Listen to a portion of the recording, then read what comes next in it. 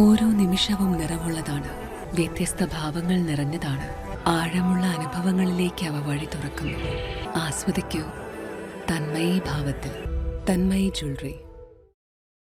അമരമ്പലം പഞ്ചായത്തിന്റെ വിവിധ ഭാഗങ്ങളിൽ പൊതുജനങ്ങൾക്ക് മാലിന്യം നിക്ഷേപിക്കാനായി സ്ഥാപിച്ച ബിന്നുകൾ മാലിന്യത്താൽ നിറഞ്ഞു കവിയുന്നു. കൃത്യമായി വൃത്തിയാക്കാത്തതിനെ തുടർന്ന് ഇവ നശിച്ചു പോകുന്നതായും പരാതി. ശുചിത്വം ഉറപ്പുവരുത്താൻ ലക്ഷ്യമിട്ട് സ്ഥാപിച്ച ഈ ബിന്നുകൾ മാസങ്ങളായി മാലിന്യം നീക്കം ചെയ്യാത്തതിനാൽ നിറഞ്ഞു കവിഞ്ഞ പരിസരമാകെ ദുർഗന്ധം വമിക്കുന്ന അവസ്ഥയിലാണ്.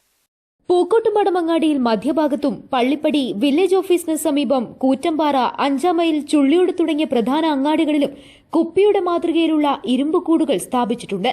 പലയിടങ്ങളിലും ബിന്നുകൾക്ക് ചുറ്റും പുല്ലും കാടും വളർന്ന് പന്തലിച്ചതോടെ ഇവ പൂർണ്ണമായും ഉപയോഗശൂന്യമായി.